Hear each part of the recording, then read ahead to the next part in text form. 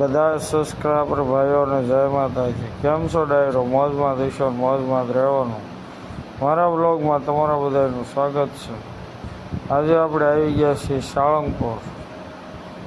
તો બધા ગાડીમાંથી ઉતરે અને ધીમે ધીમે દાદાના દર્શન કરવા માટે જઈએ છીએ. જો આ બધા બહારનો નજારો છે અને ભાઈ ભક્તો પણ દર્શન કરીને કોક જાય છે, કોક બહાર આવે છે. આ બધા બહારનો બગીચો તો શ્રદ્ધાળુઓ બધા કોક જતા હોય ને આવતા હોય ને એવું બધું છે.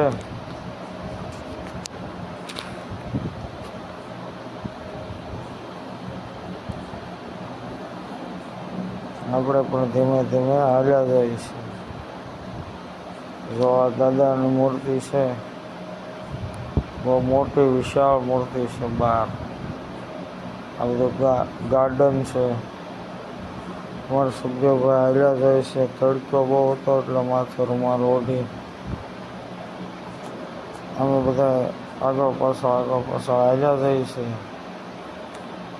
આ મોટી મોટી બિલ્ડિંગો, ગાર્ડન, જો બધા સૈયામાં બેઠા છે ફેમિલી સાથે. અમારે દિનેશ કુમાર છે. બધા હાલ્યા જાય છે. નોખા નોખા ઝાડવા પણ છે. દાદાના દર્શન કરવા માટે મંદિર બાજુ હાલ્યા જાય છે. જો અમુક બાકડા બેઠા છે. સાળંગપુરનો નજારો જ કાંઈ અલગ હોય છે.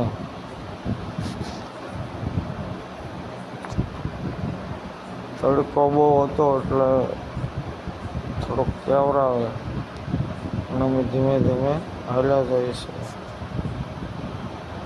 દાદાના દર્શન કરવા માટે. પાર્કિંગ આગળ હતું એટલે થોડીક વાર લાગે, પણ અમારા વિડીયોમાં બન્યા રહેજો તો તમને દાદાના દર્શન કરાવીશું.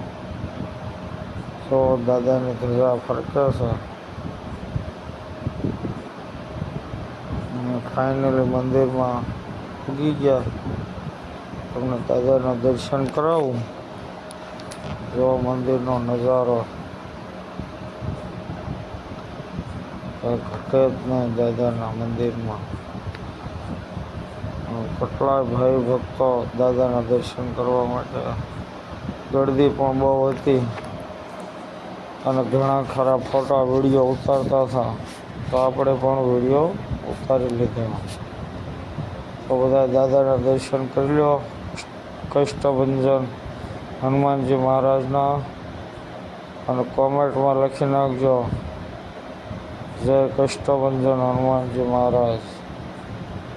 દાદાના બધા દર્શન કરી દાદાના દર્શન કરી લો મિત્રો.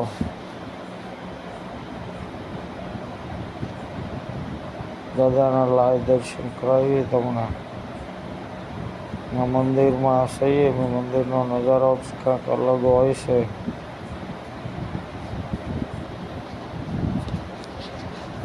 બધા ફોટા પાડે છે જો બધા ભાઈઓ, અને અમે પણ ધીમે ધીમે હવે દર્શન કરીને બહાર નીકળી જવાના છે. બહુ ગળદી હતી અંદર.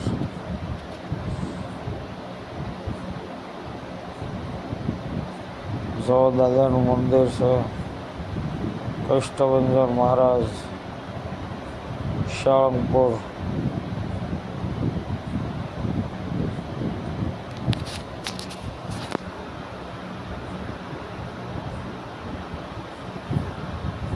દાદાના મંદિરની માથે લાલ ધજા ફરકે છે.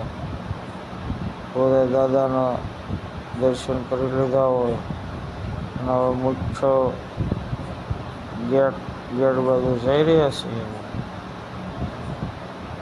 તો ત્યાં લખેલું છે કષ્ટભંજન.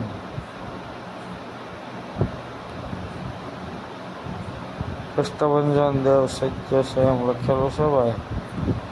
અને અમે પાછા બહાર નીકળી ગયા મંદિરમાંથી. તો કાંઈ વિશાળ કાંઈ દાદાની મૂર્તિ છે.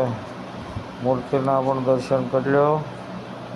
અને આવા નવા વિડીયો જોવા માટે અમારી ચેનલમાં નવા હો તો સબસ્ક્રાઈબ બટન આવે દબાવી દેજો. તો ફરી મળીશું આગલા વિડીયોમાં. જય માતાજી.